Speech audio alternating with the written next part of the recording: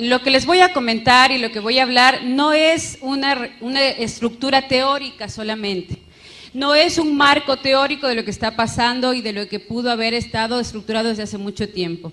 Es básicamente lo que hoy todos estamos viviendo, visto desde otra manera. Es un testimonio en donde yo les voy a compartir todo aquello que tanto las universidades, algunas lamentablemente las pontificias, universidades católicas de nuestros países y otras universidades estatales lo conocen como los famosos posgrados de género o todo lo que tiene que ver las estructuras políticas de género. Es importante que sepamos de dónde parten, cómo fue estructurado y quiénes estaban detrás y con qué objetivo lo hicieron. Creo que para poder resumir todo esto y para que todos podamos compartir de una manera mucho más clara es: aquí hay tres poderes fundamentales. Un poder económico, que es el que mueve absolutamente todo.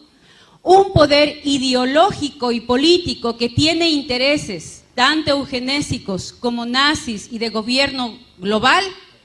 Y un interés netamente ideológico hacia la nueva estructuración de unos nuevos procesos culturales y sociales.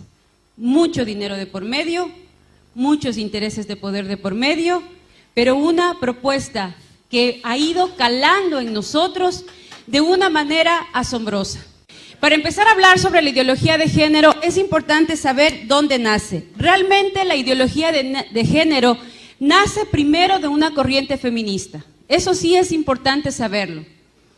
Nace desde el momento en que los movimientos sufragistas del siglo XIX y del siglo XX empiezan a trabajar por algo fundamental, que era el derecho igualitario a la mujer y era la búsqueda de la participación de la mujer. Así nace. Nace desde lo que tiene que ver los primeros movimientos feministas. Dentro de estos primeros movimientos feministas vamos a ver qué se exige. Se exige la participación pública de la mujer, se exige el derecho al voto de la mujer, pero ahí es donde empieza a marcarse una búsqueda de un lineamiento político y de un lineamiento filosófico. Y así estos grupos feministas se empiezan a enmarcar con mucha fuerza dentro de lo que tiene que ver el feminismo liberal. Este feminismo es angloamericano y tiene raíces protestantes. Hace énfasis en el individuo e ignora la importancia de la familia-comunidad, es decir, la mujer y la mujer. El resto quedaba excluido, simplemente se buscaba introducir a la mujer dentro de todo el contexto político y social de la época. Fue muy fuerte la lucha y la campaña con respecto al tema del voto. Luego viene un feminismo socialista. Como este feminismo hablaba exclusivamente de la participación, del derecho al voto, de la participación social y ciudadana de la mujer, es decir, pasar de objeto a sujeto social, se vincula dentro de todo este proceso el socialismo. ¿Y cómo entra? Entra directamente desde el ámbito francés y alemán. Busca sobre todo reivindicar a la mujer desde lo social y utiliza a Engels, a Marx, socialistas muy conocidos de la época, y así pasamos de la famosa lucha de clases entre ricos y pobres, empresarios y obreros, a la lucha entre el hombre y la mujer. Ahí es donde rompemos la relación familiar, la relación de pareja y empezamos a construir un enemigo al cual tenemos que vencer. Es decir, la mujer y el hombre enfrentados, como que a partir de eso íbamos a solucionar nuestros problemas. Es así que dentro de toda esta propuesta se habla de que las mujeres son la primera propiedad privada y la opresión de las mujeres por parte de los hombres es la primera opresión de la clase. Le dan un énfasis a un gobierno amplio que solucionará los problemas de las mujeres. Tenían planteamientos explícitos de liberación sexual, es decir, yo soy tan igual al hombre que yo no tengo por qué tener hijos. Si él no tiene hijos, yo tampoco, y si para eso tengo que usar anticonceptivos, llegar al aborto y empezar a tener una vida promiscua como a lo mejor algunos hombres la tienen, pues yo tengo el mismo derecho.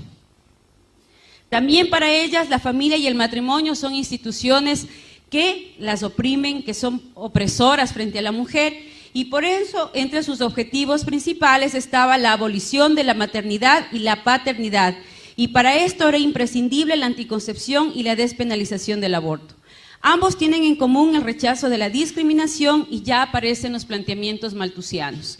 Es importante ver cómo esta ideología que parte del siglo XIX y parte del siglo XX, donde toma mucha mayor fuerza, ya se ha convertido ideológicamente en parte de lo que nosotros somos. Yo no quiero que me levante la mano nadie de lo que está aquí, cada uno es una pregunta individual, pero ¿cuántas y cuántos de los que estamos aquí usamos o hemos usado anticonceptivos? ¿Cuántas tenemos, por ejemplo, la ligadura encima o estamos con DIU, que por cierto es de los más abortivos, pastillas, parches, geles, preservativos? Es decir, ya a nosotros en este momento, de los que estamos ya de 40 para arriba, ya muchos de nosotros somos hijos de esa ideología, en donde los hijos hay que tenerles cuidado, en donde si ya tienes más de 4 hijos, la primero que te dicen es, ¿no tienes televisión? Pero si eres moderna. Solo las ignorantes, o sea, además es sinónimo de pobreza, de ignorancia, así como quien dice, pero ¿cómo se te ocurre tú, estudiada, preparada, tener más de 4 o 5 hijos? O sea, ¿qué te pasa? Es decir, vemos a la maternidad como algo que hay que temer. Ser mamá es lo más terrible que nos puede pasar. Ser mamá es lo más vergonzante y humillante. A muchas de las mujeres cuando van por su 5º, 6º, ya no se diga 8º, 9º hijo, compartir con tu familia, no estoy diciendo en el trabajo que ya es otro panorama o a nivel social es otro panorama, muchas veces compartir con tu mamá o con tus hermanas que vas a esperar otro hijo es sinónimo de terror. ¿Y ahora qué me van a decir? Y ahora mi mamá va a saber que me va a matar, y eso que estás casada, que tienes quien te mantenga, que tienes quien te comparta la vida, si tú eres una mujer independiente y trabajadora, tú mismo satisfaces tus necesidades, pero sin embargo ya vemos a la maternidad y al matrimonio como algo vergonzoso y temido. Y del matrimonio ni hablemos, porque del matrimonio somos nosotros mismos los que hablamos mal, nosotros mismos los que nos burlamos del matrimonio. Vemos una pareja que está saliendo en su auto, al menos en mi país sucede, que ves una pareja de novios saliendo en el auto y muchos dicen, pobrecitos, no saben a lo que se meten. O alguien te dice, me voy a casar, oh, mi sentido pésame, algo así como te vas a morir, ¿no? Y me acuerdo, mi mamá se muere de las iras cuando mi papá hace una broma y peor cuando yo la cuento, pero la cuento porque demuestra mucho lo que realmente pasa alrededor del matrimonio. Cuando le preguntan a mi papá, ¿y cuántos años están ustedes de casados? Él normalmente dice ya 45 años. Imagínate, si hubiera matado a alguien, ya estaría libre. Esto es pena perpetua. Entonces, claro, cuando ya empiezas a oír esas cosas y tienes 15, 16 años, dices, no, el matrimonio, paso, ¿no? Porque si tan malo es el matrimonio y tan malo es ser mamá, pues vénganse todos los anticonceptivos y todo lo que tenga que evitar el matrimonio. Y hoy postergamos el matrimonio 35, 40 años, preferimos tener una pared de títulos, una cuenta corriente bien gorda, casa, terreno, tarjeta de crédito, auto, a tener familia, a tener hijos. Y yo tengo muchas compañeras feministas de izquierda que tienen su pared forrada de posgrados, masterados, PhDs, tienen unos sueldos de 25, 30 mil dólares mensuales, porque eso es lo que aproximadamente paga una dirección de un proyecto de la ONU o de la OEA, y llegas a la casa y no tienes ni un perro quien te ladra. Envejeces sola. Y yo pienso que la soledad es de las peores cosas que nos pueden suceder. Yo, bueno, somos 3 hermanos, somos 3 con los que al menos si estoy enferma, ahora por ejemplo mi marido tuvo que salir de viaje también, estamos trabajando en una consultoría afuera, entonces tienes un papá al que le puedes llamar, oye papi, ayúdame con los chicos, mi hermano, el menor, todavía no está casado, oye gordo, anda a dormir con mis guaguas porque no va a haber nadie en la casa. ¿Se imaginan si fuéramos hijos únicos? ¿Qué es lo que ya pasa en Europa? Se muere el papá, se muere la mamá, él se queda solo, un primo vive a miles de kilómetros del otro, estás enfermo, no tienes a nadie quien pedir que siquiera te pase un vaso de agua. La familia es en donde más tenemos que invertir y uno de los objetivos políticos y económicos es justamente eso. Europa creció económicamente en el tiempo en que la empresa era familiar y se construía la empresa desde lo familiar. Pero a nosotros nos dijeron que era más importante tener títulos antes que construir en la empresa familiar. Y a partir de eso, las economías europeas están totalmente destrozadas y están en manos ahora de Asia. Y en América Latina, muchas de las empresas familiares también están desapareciendo porque nuestros hijos, o nosotros como hijos, ya no queríamos ser parte de la empresa familiar. Le tenemos miedo a la familia como factor de crecimiento económico y factor de crecimiento social. Y eso es un cambio ideológico que parte desde estos movimientos. Hay un segundo movimiento que es el que ya cobró fuerza en los años 60 y es el que nos ha impulsado ahora a lo que estamos, que está marcada por la obra del Segundo Sexo de Simone de Beauvoir y por la ilusión femenina de Betty Friedan. Este movimiento tiene ideas marxistas, pero junto con el liberalismo sexual. Aquí es donde se impulsa muchísimo lo que era la anticoncepción. Estos factores produjeron la revolución intelectual, fueron el inconformismo de los jóvenes, se sentían oprimidos, se sentían que no tenían mucho espacio de participación. El movimiento pacifista hippie, sexo, droga y alcohol, que promovía el amor libre, las relaciones sin compromiso, informadas pero puras, que es otro fenómeno. Mijita, prueba, ¿no? A ver cómo te va. Si te va bien, te casas, y si no, no. Yo cuando trabajo con jóvenes siempre les pongo un ejemplo, y es, mire, yo no sé cómo son las leyes en Argentina, pero en mi país, y creo que nos parecemos en muchos países, y hasta hoy por aprensión lo hacemos, cuando yo voy a comprar un auto, supongamos que Manuel me va a vender el super Porsche negro deportivo con el que nos fue a ver al aeropuerto, me pide $15,000 y acordamos que se los voy a pagar.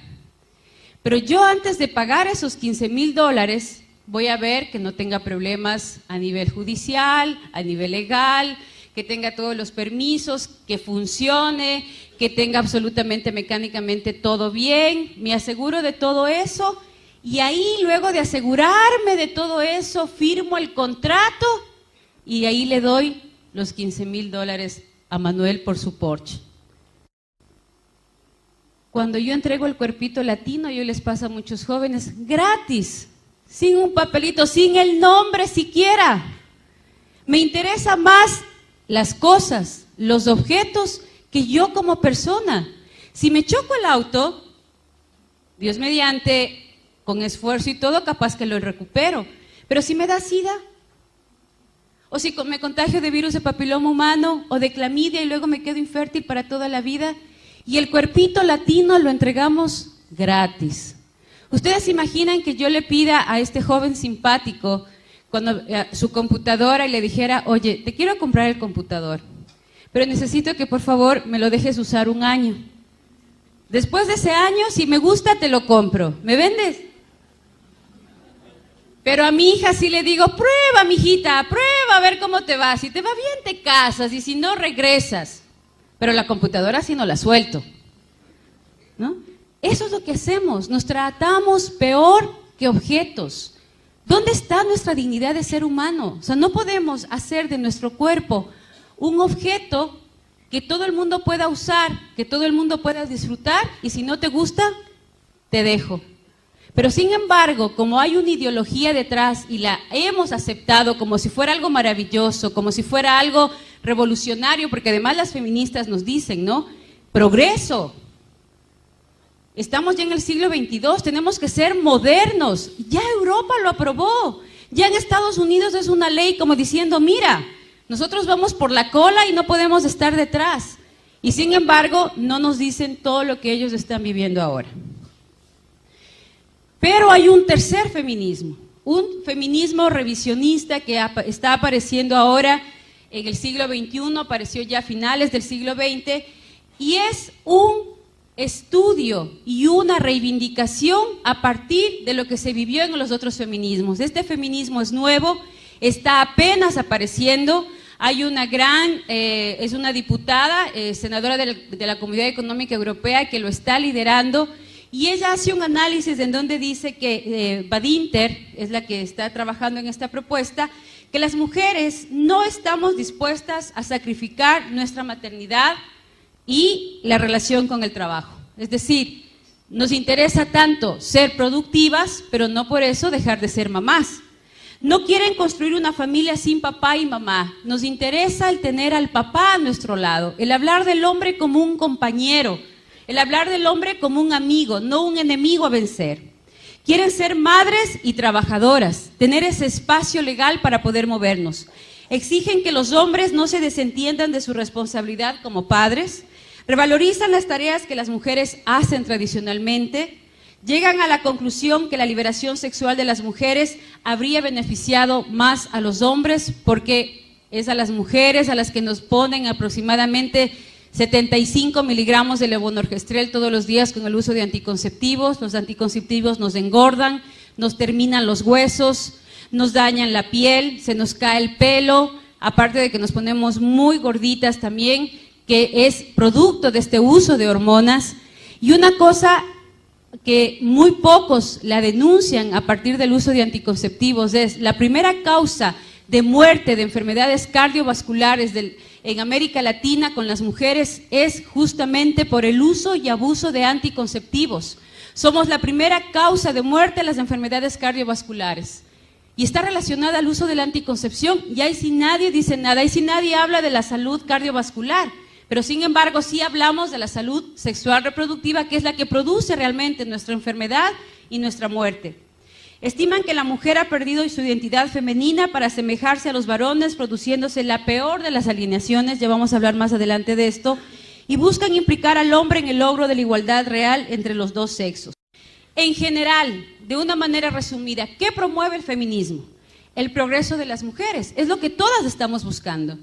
Cuando hablamos de políticas a favor de la mujer, cuando hablamos de proyectos a favor de la mujer, ¿qué buscamos? El progreso de la mujer. Para eso se han marcado 3 espacios: la lucha contra el patriarcado, la subordinación de la mujer y la igualdad entre hombre y mujer. Esos son los 3 paradigmas que enmarcan todas las propuestas legales en el continente. Si ustedes revisan todas las propuestas, nosotros elaborábamos las propuestas y las entregábamos al Consejo de la ONU previo a la elaboración del documento para el estudio de los encuentros tanto en el Cairo como en Beijing. Estos documentos siempre van a enfocar 3 problemáticas a raíz de un tema y las problemáticas estaban centradas en estos 3 puntos. Y para esto, ¿qué es lo que hacemos las feministas? Organizamos a los grupos, organizamos movimientos sociales, capacitamos a los grupos sociales y establecemos luchas políticas que tengan que ir directamente hacia el ámbito educativo, universidades, colegios, maestros, sindicatos, hacia el ámbito de salud, dinero para los centros de salud, dinero para médicos y formación de médicos en mi propuesta, y también todo un proyecto cultural, artístico, en donde yo pueda vender mi propuesta al común de la gente. Pero para poder llegar a esto, ¿qué nos piden? ¿Qué es lo contradictorio? Me hablan de progreso, pero ¿qué me están pidiendo? Para yo poder entrar dentro de ese progreso de la mujer, de ese concepto de progreso, tengo que renunciar a mi esencia femenina. Cuidado digas que eres dulce, que eres tierna, que te encantan los hijos, porque no entras dentro de ese parámetro. Tienes que ser dura, tienes que ser fuerte, te anulan tu feminidad, te anulan tus emociones. Tú no puedes llorar y para eso te ejercitan, para eso te forman, para eso te ponen en campos de formación en donde te hablan de tus mayores debilidades. Hay una dinámica que se llama la silla eléctrica. En esta dinámica de la silla eléctrica, donde formamos lideresas para que puedan enfrentar el campo social, ponemos un círculo y cada una tiene que sentarse en esa silla y en esa silla te tienen que decir todos los campos negativos que tú tienes, lo que yo percibo de negativo de ti. Y la que está al frente tiene que evitar enojarse y dar respuestas totalmente frías a cómo puede establecer una estrategia para vencer esa debilidad. Hay mujeres que hasta lloran y automáticamente lo que te dicen es, mira, tú no sirves. Si vas a ponerte a llorar como niña, como bebita, es mejor que ni pienses estar frente de ningún grupo. Tú para revolucionaria no sirves, tú para feminista no sirves, y así que es mejor que lo pienses. Si te quedas, tienes que ser fuerte y dura para enfrentar la batalla, y si no, te vas. Así te forman. Te forman para poder mirar al otro sin tener miedo, aunque sepas que por dentro te estás muriendo. Pero que sepas que tienes una pistola y que si hay que usarla, hay que usarla. Y que no te puede temblar la mano. Y así forman a las feministas. Diana Conti es formada desde los 16, 17 años para poder enfrentar lo que está enfrentando. Para que todo el mundo le diga que es una liberal, que dónde está su familia. ¿Ustedes creen que ella, en el fondo de su corazón, no sentirá la presión social que implica liderar estas propuestas? ¿Que habrá ratos en que no quiera desmoronarse? Claro, porque somos humanas, pero tiene que vencer eso porque así está formada. Porque así tiene que hacerlo para cobrar el dinero que cobra y para poder estar en el lugar en el que está. Aparte de eso está promover la liberación sexual, es decir, si tú tienes 10 amantes, yo voy a tener 20 como mujer. Defender el aborto a petición, porque como tú eres hombre y no te embarazas, yo tampoco me tengo por qué embarazar. Y si para eso tengo que terminar asesinando a mis hijos a cambio de un título, asesinando a mis hijos a cambio de un buen sueldo, asesinando a mis hijos a cambio de un posgrado, pues lo voy a hacer. Porque primero estoy yo y yo. El resto no me importa. Si el resto quiere venir conmigo, que venga. Y si no, pues es su derecho quedarse. Disociar la reproducción de la sexualidad. Es decir, no importa el resultado. Si yo tengo placer, lo voy a vivir. Y ahí les tienen a un montón de diputados y senadores en América Latina discutiendo sobre el placer sexual de unas cuantas personas y si tienen o no tienen derecho a casarse. Cuando en el fondo, si nosotros vemos, estamos discutiendo sobre un tema genital, sino un tema de 2 o 3 personas que tienen placer sexual, besándose y amándose entre hombres o entre mujeres. Cuando las mujeres estamos automáticamente en muchos países, ni siquiera tenemos el grado de alfabetismo que necesitamos.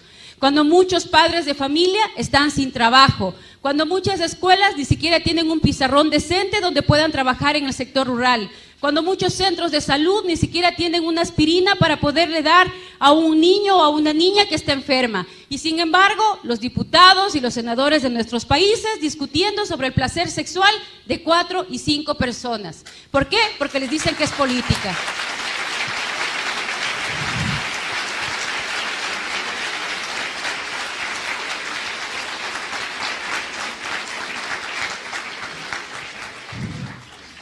Además, es importante empezar a trabajar dentro de combatir la igualdad salarial, que ese es un punto. Siempre van a encontrar en las propuestas feministas puntos positivos que nos enganchan, pero que tienen con el paquete completo.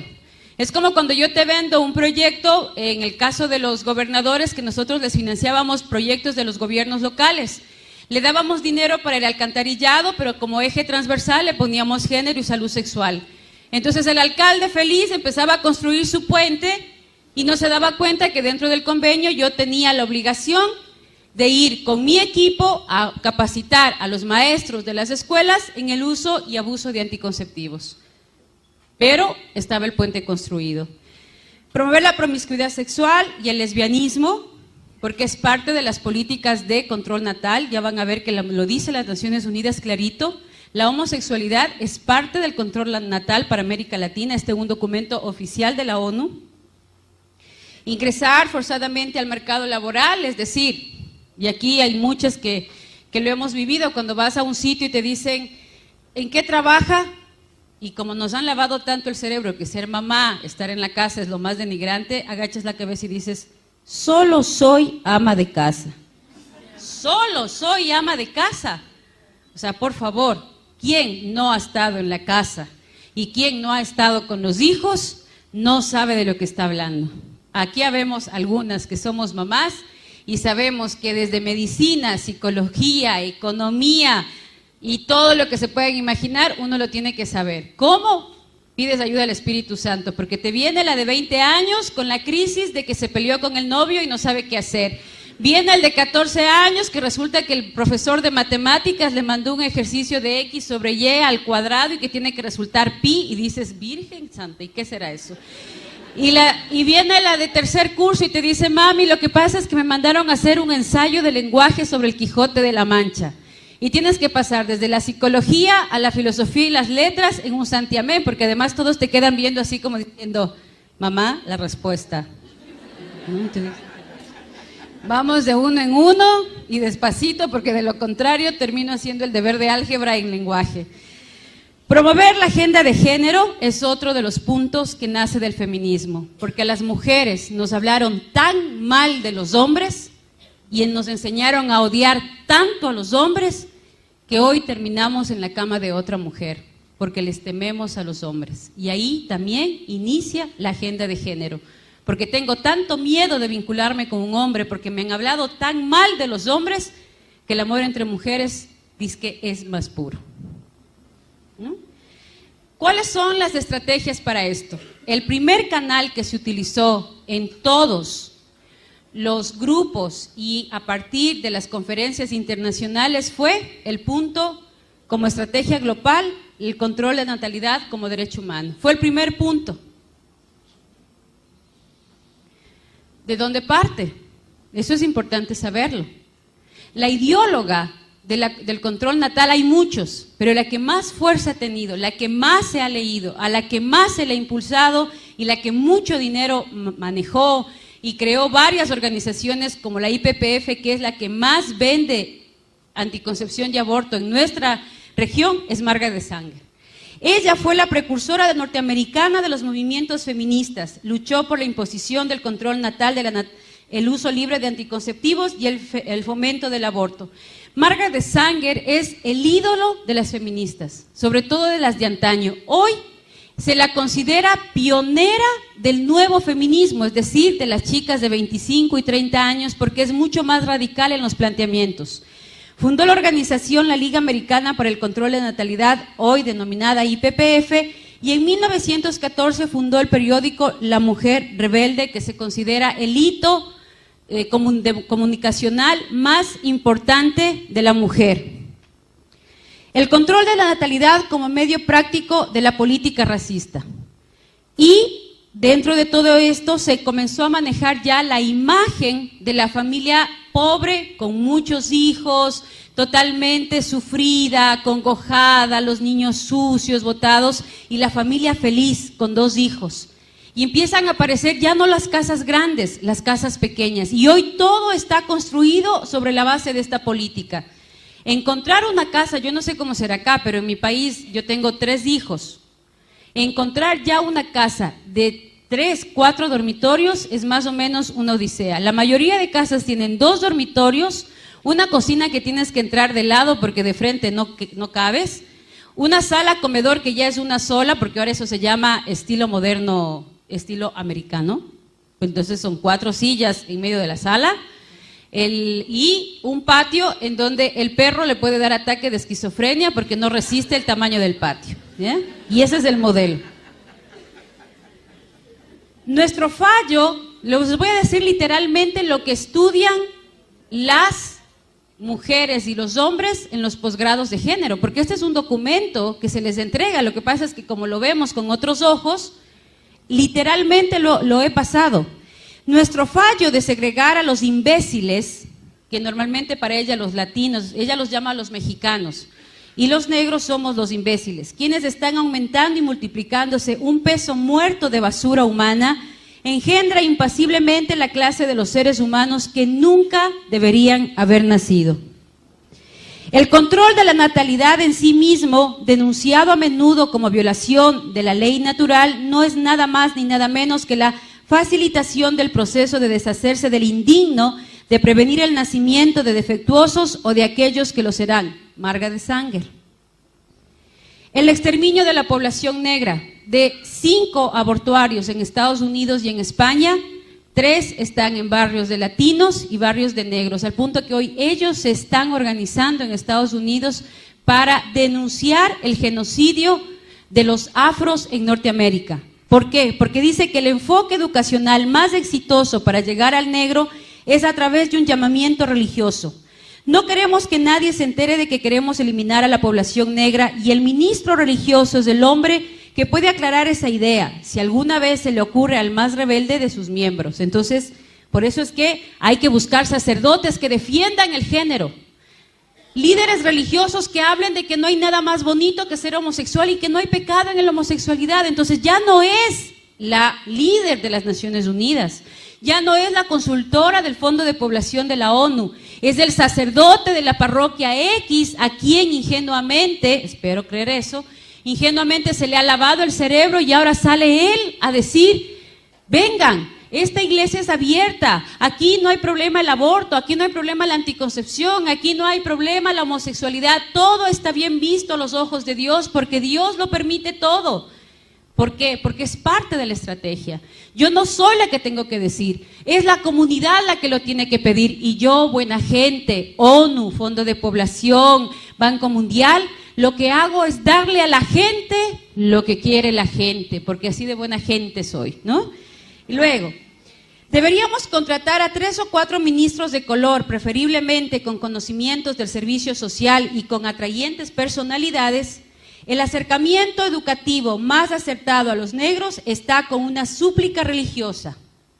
No quisiéramos que saliera de nuestra boca la frase de que deseamos exterminar a la población negra. Luego viene la esterilización de los débiles mentales, porque pobrecitos de esos niños con síndrome de Down no pueden nacer. Entonces nos hemos comido el cuento de tal manera que ahora mucha gente piensa, no, pues es que esa gente no puede nacer. Pues ella ya lo había pensado y nos lo vendió de la siguiente manera. El débil mental innegable debería, de hecho, no solamente ser reducido, sino además prevenido de propagar su clase. Debería llevarnos también a la mejora racial, el esterilizar incluso a esos débiles mentales que no entran necesariamente dentro de un grupo hereditario. En la colonia de Lynchburg, para epilépticos y débiles mentales del estado de Virginia, se establecieron desde 1927 hasta 1972 unos 8,000 niños al amparo de una ley eugenésica, totalmente esterilizados. ¿Les suena eso de que a los niños Down hay que esterilizarlos, a los niños con problemas mentales hay que esterilizarlos? Y si a ti te tienen que hacer el examen para saber si tu niño viene o no viene con algún problema mental, para poder ayudarte. La pregunta es, ¿ayudarme a qué? Disculpe. ¿Para qué necesita hacerme a mí un examen si mi hijo viene o no viene mal? ¿Cuál va a ser la ayuda? ¿No? Esta es la filosofía que hay detrás de eso. La selección elitista de las clases acomodadas. Nuestra tarea está no solamente en prevenir la multiplicación de la mala estirpe, está también para preservar la estirpe bien dotada. Por el interés del progreso social o incluso por la permanencia de la civilización, las clases intelectuales deben tener más niños. Nuestro problema más acuciante es aumentar el índice de natalidad del superior y disminuir del inferior.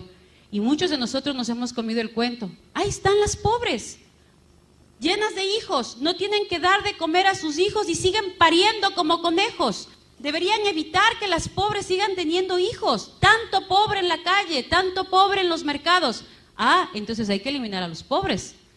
Entonces se necesita tener tarjeta de crédito, cuenta corriente, casa, auto y profesión para poder tener hijos. Igual a China. En China, si tú tienes dinero y puedes mantener, pagas el impuesto por cada hijo que tienes. Y si no, tienes la obligación de abortar, porque el gobierno te obliga a abortar porque los pobres no pueden tener hijos. Y vamos a tener que pedir autorización para el número de hijos que tenemos que tener. ¿Por qué? Porque hay una clase que tiene que prevalecer y otra que tiene que desaparecer. La destrucción de la familia y el matrimonio. La acción más misericordiosa que puede hacer una familia numerosa por uno de sus miembros más pequeños es matarle. La cama del matrimonio es la influencia más degenerativa en el orden social. No te cases, ¿para qué te vas a casar? Bueno, pues si te va mal te divorcias. Ninguna mujer tiene derecho legal de concebir a un niño sin un permiso para la maternidad. Y viene el anticristianismo. Fundamentalistas, curuchupas, comecirios, antiprogreso, homofóbicos. ¿De dónde nace? Los servicios de maternidad para las mujeres de los barrios miserables son perjudiciales para la sociedad y para la raza. La caridad no hace más que prolongar la miseria de los ineptos. Los resultados, de 5.9 en América Latina en 1950, a 2.5 en el 2000, a 2.1 en el año 2010 y el objetivo es llegar a 1.9 en el 2050. Hoy estamos ya en parte de los objetivos que ellos están cumpliendo. Llevamos 2.1, muchos de nuestros países como promedio. Nos hemos convencido de que a los hijos hay que tenerles miedo. Hay más tasas de divorcios que de matrimonios en la mayoría de nuestros países. Muchos de los chicos ya no optan por el matrimonio. Las relaciones, las uniones de parejas son más comunes que los matrimonios. Y todo parte desde toda una estrategia que venimos arrastrando desde atrás. Yo le he puesto las frases tal cual ellos lo dicen, pero a nosotros nos hablan de progreso, nos hablan de derechos, nos hablan de felicidad, nos hablan de éxito, cuando en el fondo, si ustedes les preguntan a estas feministas, les preguntan a estos líderes sociales, ¿cuántos de ellos están con la persona con la que se casaron? ¿Cuántos de ellos tienen hijos botados en varios hogares? ¿Cuántos tienen hogares destrozados? Casi todos. Ustedes fíjense en un líder de izquierda, fíjense en una feminista y vea si realmente detrás de ella hay una estructura social y familiar que le sostiene. La mayoría de ellas no lo tienen. Y si la tienen es porque es un marido santo que aguanta todo. ¿Cuáles son sus canales? Aquí viene la estrategia. ¿Cómo funciona esto? A través de las conferencias que acaparan el 70% del trabajo de las Naciones Unidas. Esa es la estrategia. Ahí tenemos las conferencias de mujeres, de población, de niñez, de tierra, derechos humanos, las conferencias sociales y las dos últimas de la mujer y de los jóvenes en México. ¿Cómo operan? Las conferencias están diseñadas para llamar la atención sobre algo particular. Un ejemplo, el control de la población. Estamos tan poblados que nos estamos cayendo los unos a los otros porque ya no cabemos. Y uno se sube a un avión y ve unos campos maravillosos. Por cierto, Mendoza tiene unos paisajes espectaculares, unas montañas y unos campos, pero fascinantes. Y resulta que uno ve, sí, una población grande, sí, pero no están tan poblados que ya se están cayendo de los cerros. No, nadie, ¿no?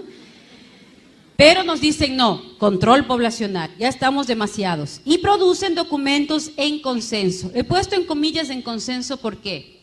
Porque estos documentos los elaboramos un grupo de técnicos que trabajamos en las Naciones Unidas. Estos documentos reflejan verdaderamente la problemática que se va a trabajar. La problemática, por ejemplo, de violencia contra la mujer, la problemática de analfabetismo más alta que existe en América Latina y en África en relación hombre-mujer, es cierto. Se ponen las problemáticas reales, se hace un análisis de la problemática real. Y estos son los que tienen que definir las pautas para las acciones nacionales e internacionales. Es el documento base donde está el problema enfocado, pero tiene el marco de control natal. Problema, solución, control natal. ¿Cómo se llega a esa conclusión sin que yo ONU lo diga y lo diga la gente? Pues a través de las reuniones regionales. Estas reuniones son reuniones de avance, entre comillas. Son personal de la ONU quien redacta un borrador que se presenta a los delegados de los países en las precomisiones que se llevan a cabo en Nueva York. Este paquete que tiene que ver con el análisis de la problemática baja a cada uno de los países. En esos países se lo traduce a la realidad nacional, a la realidad de Argentina. En función de esa realidad, la ONU, a través de sus técnicos, llama a diferentes ONGs que estén trabajando en relación a ese tema. Y ahí viene el punto, la presión. ¿Cómo logro la presión? A través de las organizaciones no gubernamentales que yo mismo como ONU autorizo para llegar a la cumbre. ¿Por qué? Porque las reuniones paralelas a la conferencia se focalizan en el trabajo de lobby. Yo llevo un grupo de jóvenes, de esos chicos guapos y simpáticos que están en la esquina, les cuento todo el drama, pobrecitas las mujeres, excluidas, sacrificadas, llenas de problemas, no tenemos participación, entonces tenemos que sacar adelante la participación. Ellos empiezan a dar una serie de ideas, una serie de propuestas, una serie de actividades, de estrategias, resultados, porque además tú le entregas las fichas que tienen que llenar. Ellos no llenan las fichas por sí mismos. Yo les entrego unas fichas con unos lineamientos y unas preguntas que ellos tienen que responder. Y el momento en que yo veo que, por ejemplo, una de estas simpáticas chicas dice, pero ¿por qué la ley del aborto? O sea, no tiene nada que ver el control natal contra el aborto. Yo automáticamente lo que le digo es, mira, después hablamos, te lo tengo que explicar. Lo que pasa es que ella no tiene muy claro el asunto, pero luego yo hablo con ella, pero ustedes sigan trabajando. Entonces, la anulo directamente. Cuando sale el documento no lo redactan ellos. Yo contrato una relatora, las famosas relatoras de mesa, que son las que ya están capacitadas por mí, las que ya recibieron absolutamente toda la información que yo necesitaba, recoge 4 o 5 planteamientos de ellos y lo traduce al lenguaje que la ONU quiere plantear como política internacional. Así funciona. Entonces, ahí viene el lobby. En el lobby, a los delegados, senadores, diputados, delegados del área ejecutiva de cada uno de los gobiernos, yo le digo, usted como diputada que ha venido a la ONU, quiero darle a conocer el documento que trabajamos en su país hace exactamente 3 meses y lo trabajaron más de 100,000 jóvenes argentinos y estas son las conclusiones. Si usted no aprueba esas conclusiones, estará traicionando el sentir de las mujeres y de los jóvenes argentinos. Entonces, por favor, vote. Este es el pedido de los jóvenes en el país. Y el trabajo del lobby es convencerle al delegado de país de que su país es el que está pidiendo porque yo, ONU, he hecho todo el trabajo de las ONGs. Luego aparecen las voceras de los grupos de base y de las organizaciones internacionales con intereses económicos. Aparecen los proyectos, aparecen ya los proyectos. Entonces, ¿qué es lo que viene ahí? Aparecen las problemáticas, aparecen las temáticas, lo que se va a aprobar y, milagrosamente, aparecen las financieras. Yo tengo 20 millones de dólares para apoyar esa propuesta. Yo tengo 100 millones de dólares para trabajar con jóvenes en Colombia. Yo tengo 6 millones para hacer convenio con Ecuador. En el temática de mujer, yo te voy a dar para violencia de la mujer, te voy a dar 25 millones para el SIDA y empieza la repartición del pastel. Y como se empieza a generar un espacio de necesidad versus oferta, creen, en la problemática quedó a un lado y ahí se empieza la danza de los millones en función de los proyectos que se empiezan a ofertar, entre comillas, para cumplir el objetivo planteado en esa conferencia. ¿Cómo lo hacemos? Con oficinas permanentes en la ONU para ayudar el objetivo de la ONU, de la cumbre en la ONU. Si yo me doy cuenta que María de los Ángeles es una líder espectacular, que maneja muy bien el lenguaje, que tiene muy claro cómo distribuir los presupuestos, yo le digo, María de los Ángeles, quiero hacerte una propuesta desde la Secretaría del Senado.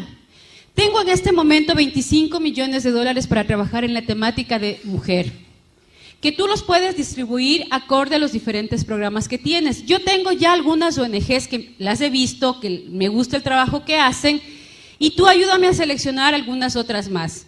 Para esto yo te voy a mandar a ti a un curso de especialidad en Canadá o en Alemania o en Holanda o en Bélgica para que logres establecer políticas sociales mucho más claras con respecto a la temática que se va a aplicar. Te vamos a dar más o menos $2,000 mensuales, el posgrado es de aproximadamente 21 días, te pagamos el hotel, te pagamos el curso que cuesta $25,000 y luego de todo esto elaboramos juntas el proyecto y yo te entrego el dinero. ¿Estás de acuerdo, María de los Ángeles? Ya dudó, eso para mí ya es bastante como funcionaria de la ONU. Exfuncionaria, pero ahorita voy a hacer el papel de la funcionaria para que ustedes vean un poco cómo se manejan las cosas, ¿no?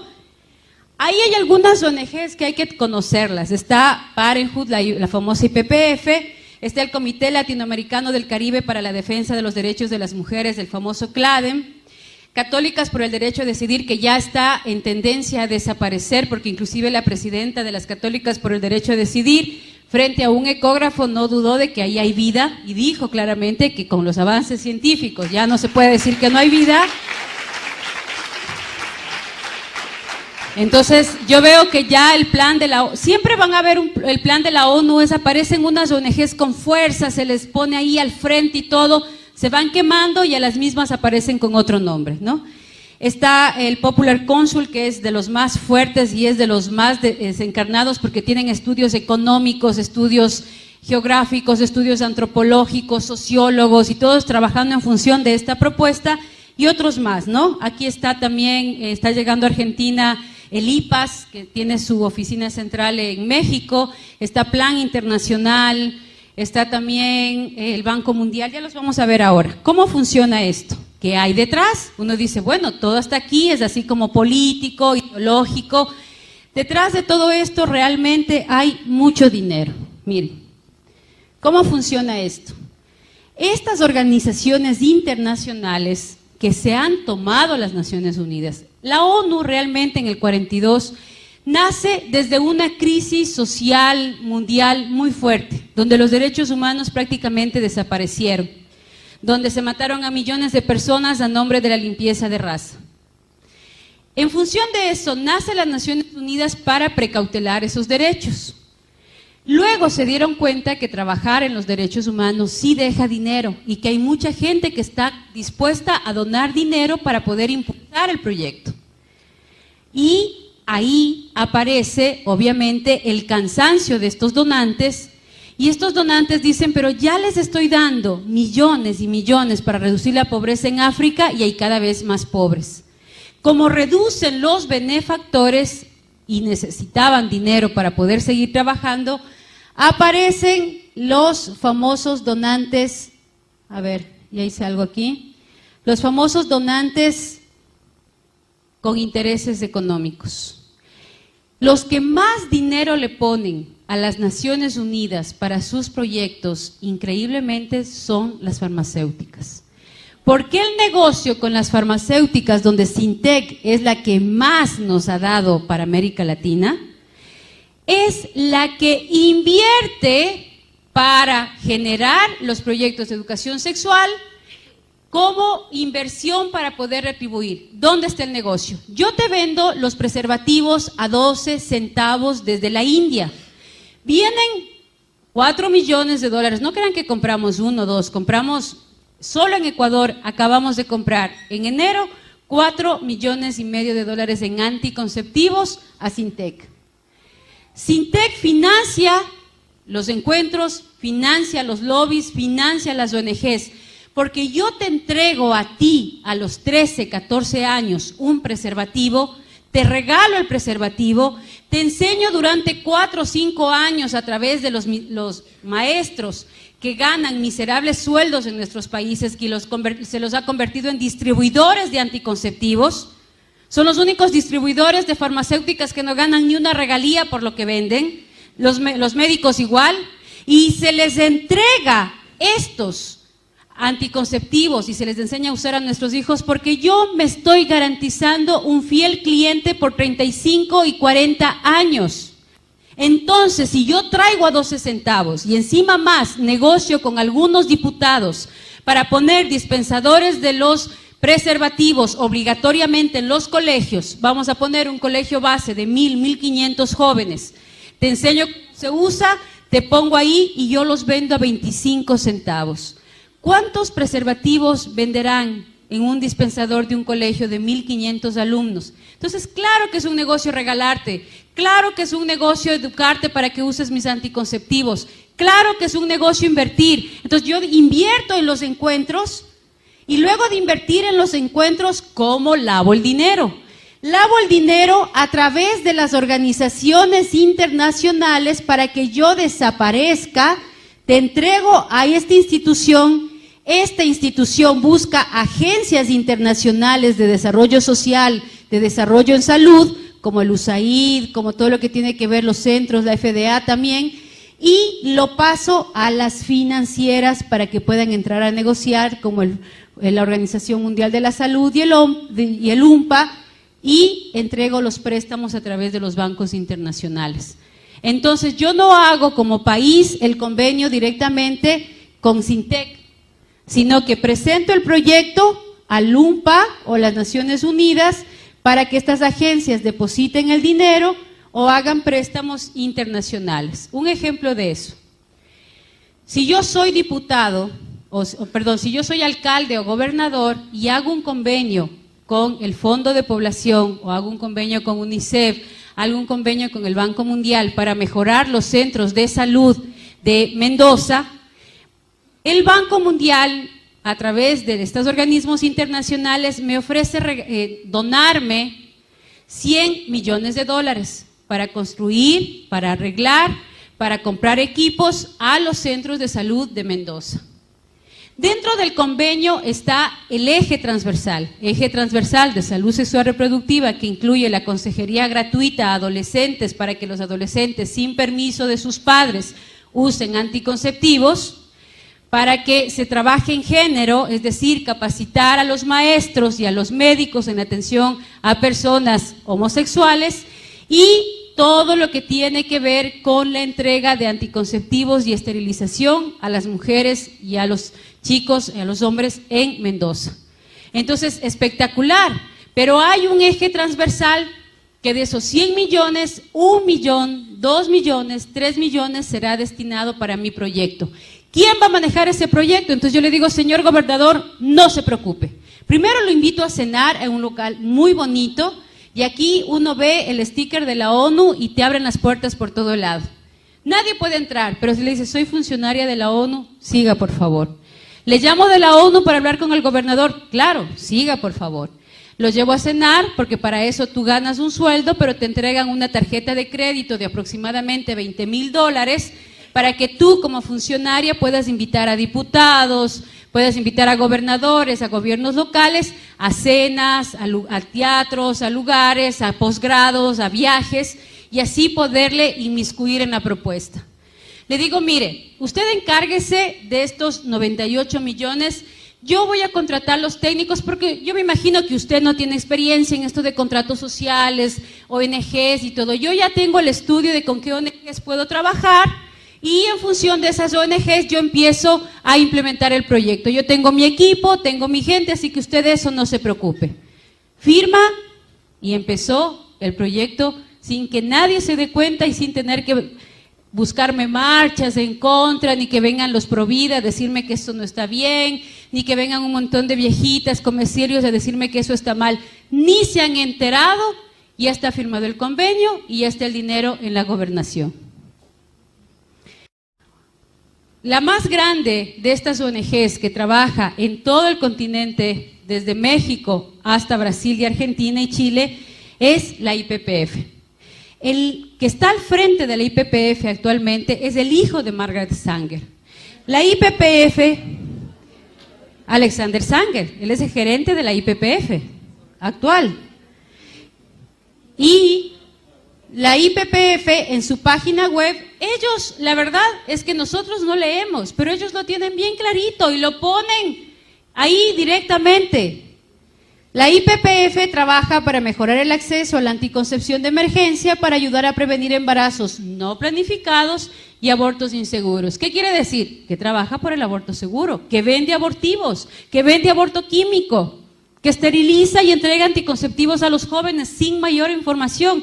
Y aquí ustedes no ven absolutamente en ninguna parte de la página, en ninguna parte, lo que tiene que ver con el peligro de las enfermedades de transmisión sexual de nuestros hijos. Yo lo único que hago es vender un negocio. Entonces, imagínense qué negocio. Te entrego anticonceptivos. Como sé que no existe sexo seguro, tienes dos opciones: o te embarazas o te enfermas. Si te embarazas, te vendo el aborto. Y si te enfermas, te vendo, por ejemplo, la famosa vacuna en contra del virus de papiloma humano, que le dicen muy noblemente en contra del cáncer de útero, que no hay tal cáncer de útero si no hay virus de papiloma humano, que es una enfermedad que se transmite vía piel a piel por el simple sudor de la piel. Entonces yo también te vendo las vacunas. ¿Cuánto cuestan? $475. ¿Cuántas dosis? 3 dosis. ¿Cuánto cuestan los retrovirales para el SIDA? En Brasil se los produce a $170, $180 y nos lo venden en nuestro continente entre $800 y $1,000. Un negocio redondo. Y para completar el negocio, yo también te vendo las máquinas a través del IPA para todos los procedimientos abortivos, Y no conforme con eso, hoy me he inventado un tubo para extraer el bebé de 8 a 10 semanas, venderlo completo, entren a las páginas web y pongan compro y vendo bebés abortados, y mientras más completo está, más caro te pagan las mismas farmacéuticas para dos cosas: investigación con bebés muertos o elaboración de geles, de cremas y de shampoos con el colágeno de nuestros propios hijos. Ese es el negocio macabro que hay detrás. Entonces, vamos a ver qué de las conferencias y cuánto dinero ya está implementado. En la conferencia del Cairo del 94 ya se habló del aborto como un derecho y muchos países lo aceptaron. Incluyeron los derechos sexuales y reproductivos, y desde 1998 todas las constituciones, todas, sin excepción alguna, todas las constituciones del continente incluyeron dentro del marco constitucional en el área de derechos humanos el concepto de salud sexual reproductiva, sin considerar lo que eso implicaba. Los fondos para planificación familiar en todo el mundo fueron de 17.000 millones de dólares que ya se entregaron y ya se gastaron. Educación sexual y sexo seguro desde los 14 años, que ya empezamos ahí a elaborar los primeros textos educativos para ser entregados a nuestros hijos. Representantes de Honduras como Lorena Casco y también Cecilia Royals fueron las que más guerra nos dieron en esa época. Ellas fueron las que impidieron, y gracias a ellas muchas de estas políticas en América Latina no se introdujeron, porque alertaron a varios de los gobernantes que estaban ahí y a varios de los delegados. Se habló también de que los niños que nazcan deben aparecer como niños deseados, y se empezó aquí a introducir dentro de todos los textos de salud, dentro de todos los libros de ginecobstetricia, el concepto de niños deseados como política desde la resolución de El Cairo. Se trató de cambiar el concepto de familia a familia en todas sus formas, y Europa lo acogió. América, desde Norteamérica, Canadá hasta el Cono Sur, no la adoptaron en el 94.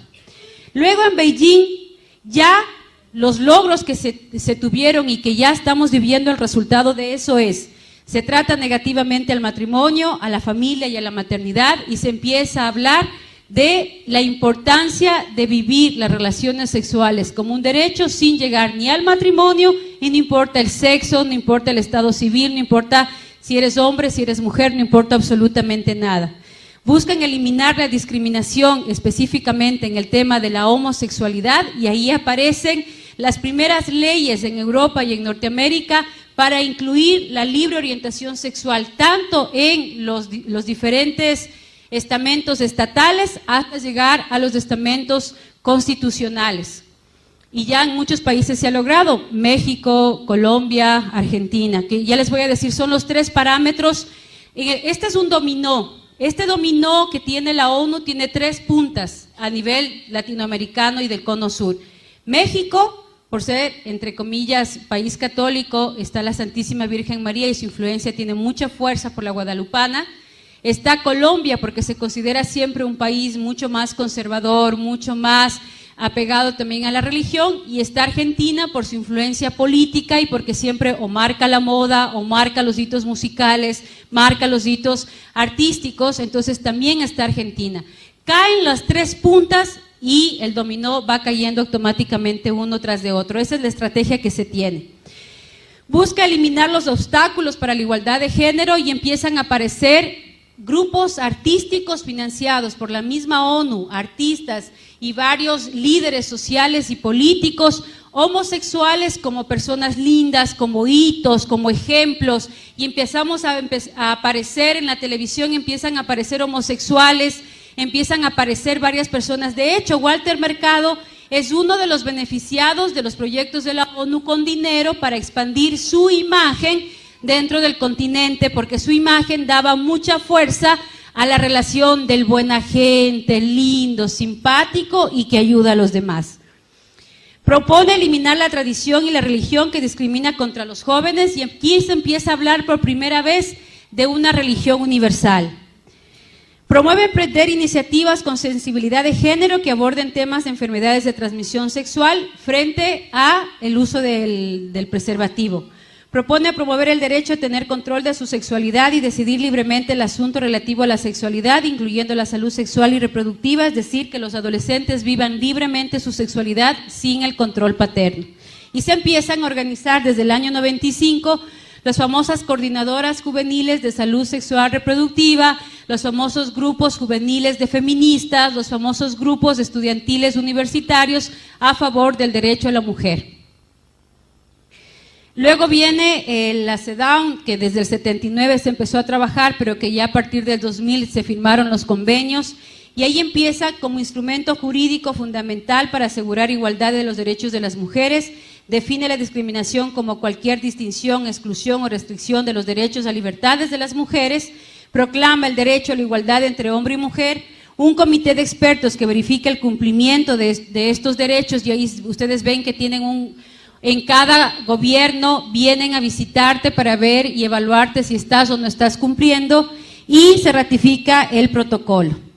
¿Quién estuvo detrás de todo esto y financió directamente estos dos eventos y la legalización en las diferentes constituciones?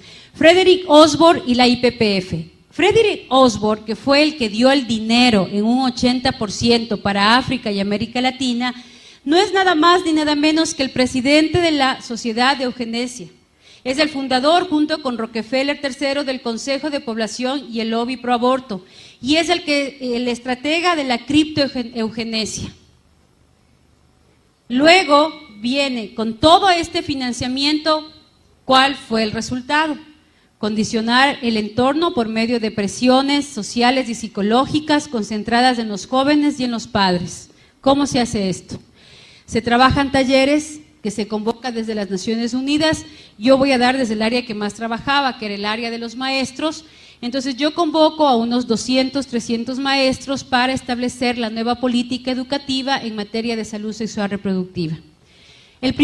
Se trabaja todo a base de dinámicas, de ejercicios grupales, de terapias grupales, más o menos todo lo que tiene que ver con trabajo desde lo personal para debilitarte hacia la toma de decisiones en función de la decisión grupal. Cojo los maestros, vengo y traigo a la súper experta, PhD, doctora, 80 libros, habla no sé cuántos lenguajes, bien especializada de Alemania, y la presento tal cual para poder darle exposición a los maestros. La primera dinámica que propone esta súper experta es traer a dos lesbianas frente al público y se les pide simplemente observan y van a percibir sus sensaciones y emociones. Esa es la pregunta y ese es el punto de partida de la dinámica. Entran las lesbianas, se quedan mirando, se acarician, se besan y se van. La pregunta de la super experta es ¿cómo se sintieron? Y empiezan unos que sí, que me da igual, mira, cada uno tiene derecho, otro que dice no, me parece horroroso, o sea, no estoy de acuerdo, por favor, ¿cómo es posible que nos hagan esto? Yo venía a otro taller y todo. A todos los que protestaron les digo, por favor, levanten la mano quienes no están de acuerdo o no les pareció bien o se sintieron mal o se incomodaron con esta dinámica. Levantan la mano, gracias, bajen la mano por favor y les digo, ustedes deberían ir al psicólogo. Tienen un problema moral. Ustedes tienen todavía problemas de carácter interno que resolver porque están influenciados por cuestiones religiosas, de derecha, y todo lo que ustedes piensan va a evitar el desarrollo de nuestros países. En el evento van a haber muchas cosas de este tipo, por lo tanto decidan si se quedan o se van. Yo les puedo recomendar tomar un taller de gestáltica que les permita vivir su sexualidad, porque a lo mejor lo que tienen es una sexualidad reprimida, porque el 50% de varones ya ha tenido tendencias homosexuales y el 30% de mujeres también las vive todos los días. Eso lo dice el estudio hecho en X, Y, Z, y por lo tanto ustedes están dentro de ese marco. Agachan la mayoría la cabeza, hay 2 que 3 valientes que se mantienen y pelean, pero el resto mutis. ¿Por qué? Porque lo dice la súper experta. Y así es como empiezan a trabajar. Todo esto se introduce el control natal y eso ya lo hemos visto, ¿no? Luego viene la Fundación Rockefeller, que empieza a trabajar y empieza a financiar a través de estas organizaciones. ¿Y cuáles son los logros? Se ha establecido políticas de esterilización de enfermos degenerados, la mujer como pieza clave de la nueva humanidad, la iglesia principal enemiga del progreso humano y la revolución sexual. Hasta ahí el primer paso. ¿Están en todos nuestros países estos pasos? Sí. Viene el segundo paso. El segundo paso de la política global está la agenda de género, es decir, redefinir la igualdad. Si yo ya te logré convencer que vivas como prostituto o como prostituta, uses mis productos y aparte de eso te conviertas en asesino de tus propios hijos y tú sales a la calle diciendo que es un derecho matar a los hijos, que es un derecho prostituirte y usar tu sexualidad peor que un animalito. Si ya te convencí de eso, ahora sí, ya te puedo convencer de lo que pensé que nunca te podía convencer. Y es de cambiar el concepto de igualdad social a igualdad biológica. Los hombres y mujeres se hacen, no nacen. Todos por todas. La violencia de género cambia por la violencia de mujer. Por eso hay grupos de feministas, la vieja guardia, que no aceptaron muchas de estas agrupaciones de esta propuesta. Porque era la pelea que apareciera públicamente la imagen de la mujer, que aparezca socialmente la imagen de la mujer, que no quede excluida y de pronto vuelve a desaparecer porque ya no hay el concepto mujer, ahora hay el concepto género.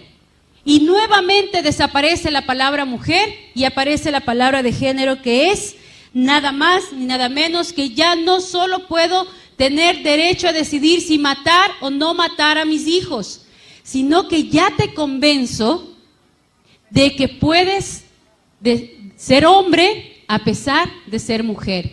Y el ejemplo más grande que tenemos de esto es esta mujer que se puso hormonas, se viste como hombre, se pareció a hombre, pero su naturaleza le grita. ¿Y ahora? Y mejor voy para acá. Le grita que es mujer. O sea, por más que tenga toda la apariencia, es mujer. Tiene su útero, tiene sus ovarios, tiene sus óvulos, se quedó embarazada. Es tan mujer que eligió a un hombre como pareja. Lo que pasa es que está tan cucú que quiere parecerse al hombre y así se siente más feliz y así se realiza más. Es como ese hombre que necesita que le encadenen y le den a palos y le den a látigos para decir, ¡ay, qué placer! A ella le encanta vestirse de hombre, pero es mujer, su naturaleza le grita que es mujer. Entonces, si yo soy capaz de convertirte en asesina y asesino de tus propios hijos, ahora te voy a decir que no importa el cuerpo en que nazcas, lo importante es el placer que sientas con ese cuerpo. Y si para eso tienes que sentirte mujer siendo hombre o hombre siendo mujer, pues estás en tu derecho porque eso es género. Y entonces sexo es igual a género. Un ejemplo de esto que les puedo poner es, imagínense lo que sería mañana a una ballena que se sienta una paloma encerrada en el cuerpo de una ballena. Y mañana sale disparada volando por los mares del continente. O al perrito de la casa que de pronto se sienta un gato encerrado en el cuerpo de un perro. Ni los animales. Ni los animales han llegado al punto de preñadas romperse el vientre para matar a sus propios hijos. Ni los animales han llegado al punto de querer ser lo que no son. O sea, a un pez jamás se le ocurriría sentirse pájaro, porque además sabe que se muere en el intento. Y eso es lo que está pasando aquí. Nadie les está diciendo a estos chicos que están viviendo su orientación sexual los terribles daños biológicos que implica esa decisión. Y si no, preguntemos en Europa cuántos anos artificiales han tenido que poner en los homosexuales que viven libremente su homosexualidad.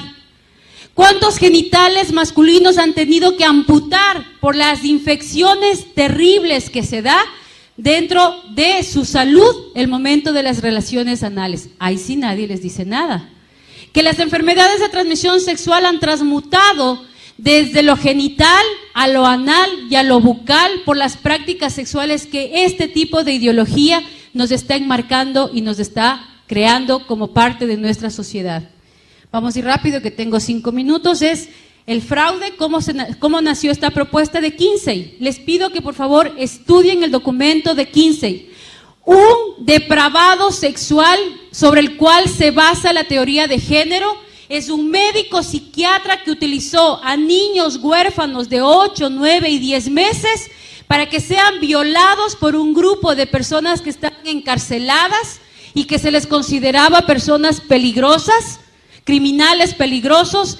Él puso a estos criminales a violar y a abusar sexualmente de estos niños y se dio cuenta que después de 3 o 4 veces que eran violados sentían placer sexual porque ya no lloraban.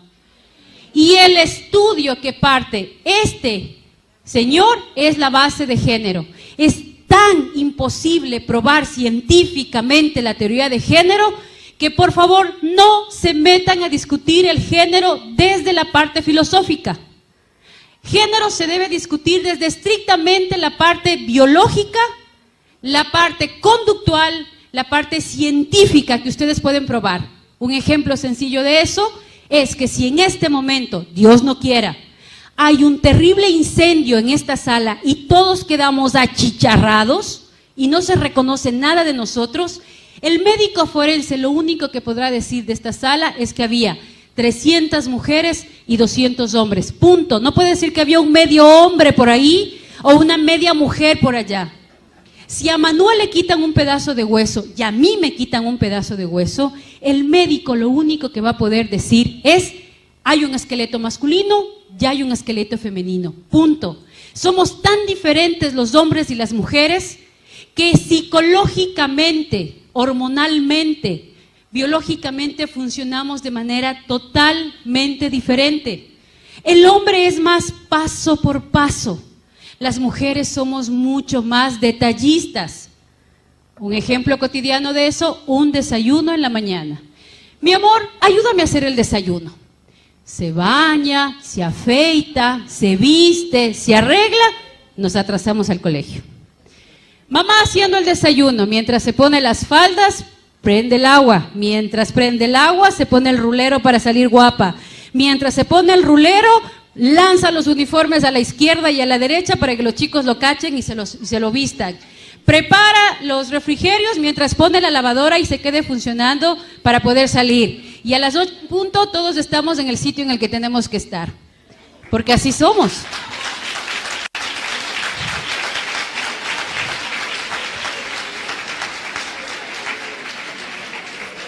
Y ahora imagínense, ¿no? ¿Ustedes se imaginan un papá dando a luz? ¿Verdad? Ahora imagínense ustedes sin los brazos de esos hombres, sin la practicidad de ellos. Que cuando tú llegas toda alborotada y le cuentas, es que mi trabajo, es que la vecina, es que la comadre, es que los hijos, es que el colegio, es que el mercado, es que el problema, el que no sé qué y no sé cuánto, y él te queda mirando así. No entendió nada de lo que le dijiste y te dice: sí, mi amor, claro. ¿De qué sí? De eso de lo que me estás hablando. ¿Pero de qué parte? ¿De tu amiga? No te estoy hablando de mi amiga, te estoy hablando del trabajo. ¿Mm? Pero sí, esos ojitos de popurrí, sin sus halagos. ¿Ustedes creen, mis queridos amigos, que las mujeres nos arreglamos, nos peinamos, nos perfumamos, nos guapeamos para que aquí mi amiga me diga: mamacita, qué buena que estás? No. Nos arreglamos para nuestros maridos, para nuestros hijos, para nuestros machos, para nuestros varones. Y todas nos debilitamos y nos derretimos frente a esas palabras amorosas que ustedes nos dicen. Nos derretimos en los brazos de ustedes porque necesitamos de sus brazos. Necesitamos de su practicidad. Necesitamos de su racionalidad. Necesitamos de su concreción, porque de lo contrario no concretáramos nada, nos termináramos haciendo 10 cosas a la vez. Entonces, cuando yo rompo con todo eso, obviamente rompo con toda una estructura, y si yo soy capaz de convencerte de que ya mates a tus hijos, luego de que ya no eres mujer, que eres hombre, te puedo convencer absolutamente de todo. Y ese es el plan social y de poder económico y político. Porque los jóvenes que viven como animales su sexualidad y no son capaces de tomar decisiones asertivas de su vida, de su cuerpo, no van a poder tomar decisiones absolutamente de nada. La prueba de eso es la generación de los ninis en Europa. Ni estudian ni trabajan. Y eso es lo que quieren acá. Porque a esos jóvenes es fácil lavarles el cerebro, a esos jóvenes es fácil sacarles el voto, a esos jóvenes es fácil decirles lo que deben comprar, lo que deben vestir, a dónde tienen que viajar, qué es lo que se tienen que poner, dónde tienen que estudiar y qué carreras tienen que estudiar. Porque nos convierten en seres humanos totalmente manejables, totalmente vulnerables, violentos, sin ser capaces ni siquiera de enfocar una meta a la cual seguir. Y aquí yo quiero hacer un llamado a los jóvenes. Si los jóvenes y las mujeres no nos comprometemos en participar en política, a meternos y ensuciarnos las manos, a meternos y abrir la boca y a ser la voz de los que no tienen voz, estamos fregados, porque les vamos a dejar a ellos el poder.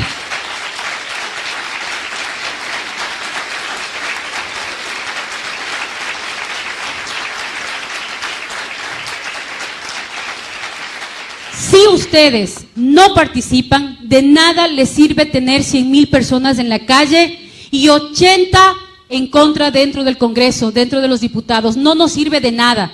Están en época de elecciones. Si ustedes no se deciden en participar, si ustedes no deciden a enfrentar la parte política, Liliana y todas las diputadas que están alrededor de ella no van a poder hacer nada porque están solas. Necesitan gente adentro. Si ustedes jóvenes no son capaces de extorsionar a los políticos, de presionar a los políticos y decirles, yo soy su futuro votante por varios años. Si usted no me firma este papel donde se compromete a defender la vida y la familia, yo y todos los míos no le daremos el voto. O firma o considérese un cadáver político porque nadie va a votar por usted. Es así como tenemos que actuar.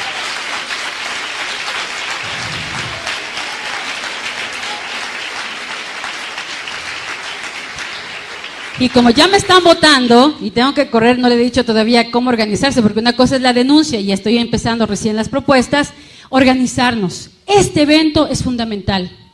Este evento tiene que unirse con todas las fuerzas internacionales que en este momento están trabajando. Estas son algunas de las organizaciones internacionales que están ya dentro de los Estados Unidos en la ONU con oficinas propias. Son gente buena que ya se ha logrado introducir en los canales de la ONU para romperle sus esquemas, para romperle su participación. Si no nos organizamos y no tenemos claro cómo actuar, no lo vamos a lograr. No hace falta que salgas y digas a la calle que el aborto es un pecado, se te van a reír en la cara. Tienes que decir lo que es el aborto, un crimen, y a mí como mujer nadie me va a obligar a asesinar a otra mujer. Así vive en el vientre de mi útero, porque todas las mujeres tenemos derecho, incluida aquella mujer que vive en el vientre de otra mujer. Por lo tanto, estamos por el derecho de todas las mujeres, porque nadie me va a obligar a mí a mancharme las manos de sangre asesinando a mi propio hijo, porque ese hijo es muy fácil quitármelo del vientre y de mi corazón y de mi mente. ¿Quién me lo va a quitar? Porque a mis hijos no les van a decir que metiéndose con otro varón, amando a otro varón va a ser más varón, porque lo voy a destruir. Entonces ahí es donde yo tengo que organizarme, federaciones de padres de familia, federaciones de jóvenes, federaciones de mujeres, federaciones de hombres, porque aquí los que más están perdiendo son ustedes, papás, porque les están quitando el derecho a ser padres, a ser abuelos, porque les están diciendo que son criminales, que son irresponsables, que ustedes no pueden ser papás, que son malos, que son violentos. Eso es lo que les están diciendo. Ya es hora de que los hombres salgan a la calle y digan, habemos hombres que amamos a las mujeres, habemos hombres que estamos dispuestos a dar la vida por nuestros hijos, que no nos avergüenza lavar los platos, que no nos avergüenza cocinar, que amamos a nuestras hijas mujeres y amamos a nuestros hijos varones. Los católicos, los cristianos, tienen que salir a la calle a defender su derecho de hombres, porque hombre no es aquel que tiene más mujeres, hombre es aquel que tiene una y la ama para toda la vida, y ustedes han demostrado ser hombres valiosos.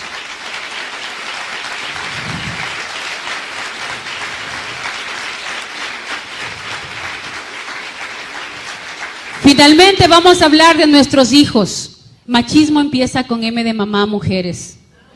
Es hora de empezar a trabajar en la educación de nuestros hijos, en ambientes de vida coherente y con valores, buscando un ideal de persona, enseñándoles a tomar decisiones acertadas, que si ellos no están de acuerdo que en su colegio, en su universidad, les den condones, ellos sean capaces de abrir la boca y decir, no estoy de acuerdo, oiga maestro, disculpe, ¿usted me garantiza sexo seguro? ¿Usted va a pagar mi tratamiento si yo me contagio de SIDA? Si usted me firma que lo va a hacer o va a hacer con cualquiera de mis compañeros, hágalo. Caso contrario, si mañana tenemos SIDA, tenemos virus de papiloma humano, tenemos clamidia, usted va a tener que responder. Por lo tanto, es hora de que nuestros hijos, desde los más pequeños hasta los más grandes, sean capaces de enfrentar este nuevo sistema educativo con valentía, porque saben que tienen unos padres detrás que los apoyan, unas agrupaciones detrás que los defienden, un grupo de personas que piensan como ellos. No les hagamos tener miedo de que digan soy católico, que sean orgullosos de ser cristianos, de ser católicos, orgullosos de ser jóvenes que piensan diferente. Yo me acuerdo una vez hice una pregunta a las chicas que quienes creen en la virginidad, y se levantó una muy valiente y dijo yo. Y hubo un grupito por ahí que comenzó a reírse como diciendo, esta loser, ¿no? Ja, ja, ja. Ella les regresó a ver y les dijo, lo que ustedes son, yo lo puedo ser cualquier momento, pero lo que yo soy, ustedes ya jamás en su vida lo van a poder ser. Y esa valentía es la que necesitamos.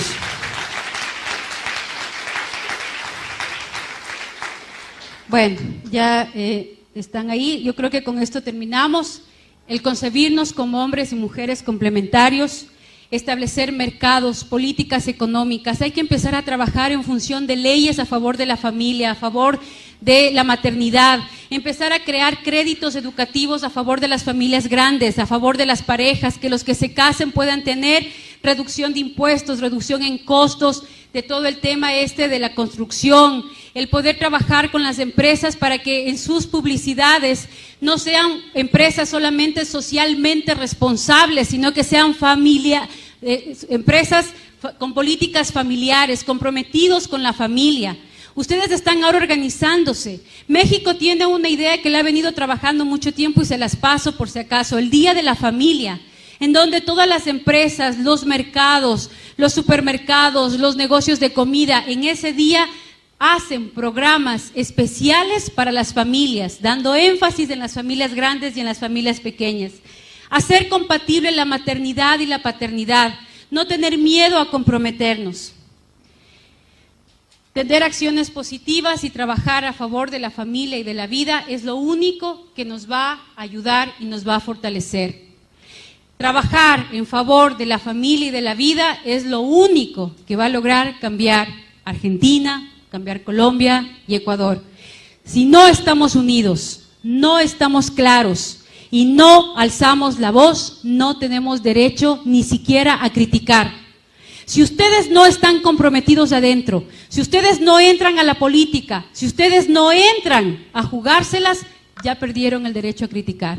O nos jugamos y entregamos la vida, además, porque tenemos el ejemplo más grande de todos. ¿Saben cómo se ama y se defiende lo que uno cree? Así. Como Cristo lo hizo por nosotros. Dar la vida hasta la última gota de sangre. Eso es lo que hay que hacer. Muchas gracias.